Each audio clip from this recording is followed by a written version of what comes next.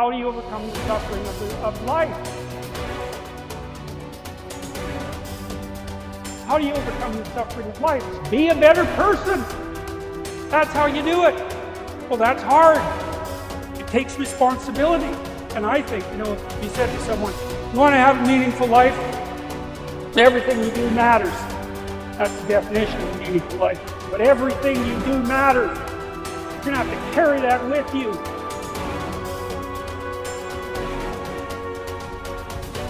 Do you realize that every day you thought you wasn't gonna make it? Do you remember them days where you thought it was absolutely unbearable and you thought you wasn't gonna endure that one? I'm telling you, do me a favor, just don't let it break you. If you get past it, on the other side of it, it's going to be phenomenal. The ultimate resources are emotional states. If you're creative enough, can you find the answer, yes or no? If you're determined enough, can you find the breakthrough, yes or no? If you're passionate, loving enough, can you get someone to help you, yes or no? If there's no way that you're committed, can you find the money, even if you don't have it, yes or no? So I said creativity, decisiveness, passion, honesty, sincerity, love. These are the ultimate human resources. And when you engage these resources, you can get any other resource on earth. So if you don't put the work in today, if you don't do the unending, back-breaking work of developing yourself into something greater, the world is going to pass you by. The people that are going to own it are going to be the ones that did that work. And the one promise that I can make you right now is that somebody out there is outworking. Somebody right now is doing the things that I'm saying. Somebody right now is doing the work of failing and getting up and getting better and pushing themselves and triggering that glorious adaptation response that makes humans the apex predator. Someone right now, they're putting in that work. And if you don't, the future is going to belong to them. So when you stop outsourcing your happiness, your validation, your support, all of it, and you bring it back in, and you get responsible for it, when you're responsible, when you're the driver of your life, when you're not looking out to anybody else to fix it for you, you're the one that has to do the work. You're the one who has to push your own ass. You're the one who has to figure out what makes you happy. You're the one who has to figure out and become self-aware about what you need. And then you're the one that has to find whatever it is, the courage or being humble enough to ask for help. And as Martin Luther King Jr. said, if you can't fly, then run. If you can't run, then walk. If you can't walk, then crawl. But whatever you do, you have to keep moving forward.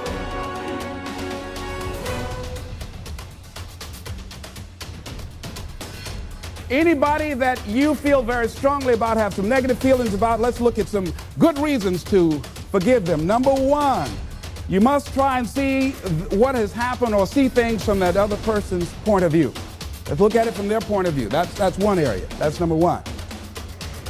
Then number two, holding a grudge hurts you. It doesn't hurt them. So just for good health and peace of mind, let it go. Any feeling of resentment or anger or hatred is called to me the load of bitterness within. Every thought that we entertain produces a chemical in our brain that impacts the body's immune system. And besides, this person you're hating, they probably are not even aware of it. If someplace having a good time,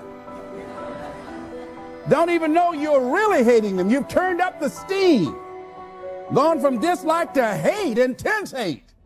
And here you are killing yourself, making yourself vulnerable to various types of illnesses, putting yourself in bad health. And I say that person is not worth your sacrificing your health or 1 minute of peace of mind. 1 minute of anger robs you of 60 seconds of happiness. So decide it doesn't matter. Let it go and experience the dignity and the magnanimous sense of character of being big enough to move on and get on with your life. Letting it go so you can grow Next step. Lack of self-acceptance. How does it show up? How does it manifest itself? See, all of us have greatness within us. But when you don't come to grips with your greatness and you don't work to develop it, if you're not seeking it out, if you're not finding where it is, if you're not trying to locate it, if you're not experimenting with your life to try and find out what fits for you, I'm saying that you're positioning yourself to be a miserable person, an unfulfilled person. How else do we do it? Procrastination. We just put things off over and over and over again. Why? Because we haven't accepted it. We don't feel deserving. We don't feel that we're good enough. So we sabotage ourselves by not ever taking care of business. We get real busy doing a lot of things. Well, we don't have any time. Well, I'll never forget Og Mandino in the book called University of Success. He said many of us never ever discover our greatness because we become sidetracked by secondary activity. We start doing so many things, we just give our time away until we don't have any time for ourselves or any time to do the things that we want to do. And every time you put it off and move it back, oh, I'll do it one day. Oh, yeah, I'm going to get to it. I'm saying to you that one day you look around and there goes a year, there goes 2 years, there goes 3 years. So is there something you want to do? Do it now. Do it right now. Don't put it off. Start right now where you are. There'll never be a perfect, ideal time. Whatever you have going for you right now, that's enough. Work on that idea. Work on it, work on it, work on it. Decide, commit, act, succeed, repeat. The one thing that all the greats have in common is they sweat the small stuff. They pay very, very close attention to every detail. Michael used to sweat the details so much in his basketball game that carried on into his personal life. The suit had to match the car he was driving that particular day. But what those details allowed him to do was to put him in the zone to be the best basketball player on that given night. The dark side is something that's in everybody, but it's a situation that you have to control the dark side. If it controls you, that's when things start to go real, real bad. That's when you have a tendency to go to what I call the other side. But if you harness the fuel that's from that dark side, whether it's anger, whether it's fear, and turn that into positive fuel, it'll help you really succeed at whatever you're trying to do. Empowerment is authority. It is a signed permission slip to actually seize the day. It's the process of getting stronger and more confident and more engaged. And to be empowered is to move through the world without any kind of fear or any kind of apology. And with these gifts comes an even deeper privilege, I believe, and that is the ability to take charge of your own life, to own yourself, and claim your rights. And here's what I know for sure, that to whom much is given, much is expected. And I have been given so much. I've earned it. I've been blessed with it, but I've been given a lot. And that's why I've chosen to use my life to lift other people up. What do you really want? Do you know most people can't tell you what they really want? They don't know what they really want. They have never sat down and got super serious. What do you really want? Because when it starts to come to you, instantly we're thinking, how can we do it? And we forget it. I tell a story about sitting down with a couple, Pat and John. They worked for Sun Life Insurance Company. I was a big contract with them when I was doing work. And they came and asked me one day, said, could we meet you for lunch or something? I said, okay. So I was sitting talking to them. And I talked to them for quite a while. And they were telling me how rough things were and it was going in the wrong direction. And so I listened to them for a little while.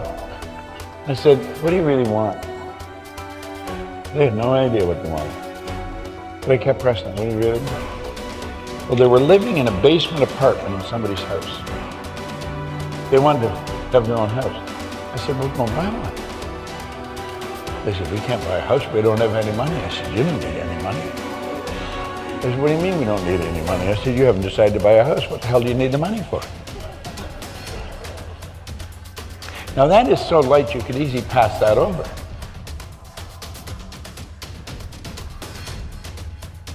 They didn't need the money because they hadn't made a decision to buy the house. If you make the decision to do it, once you make the decision, you have already done it in your mind. You have flipped your mind onto a different frequency. You will then begin to attract to you whatever's required for the manifestation of what it is you've decided to do.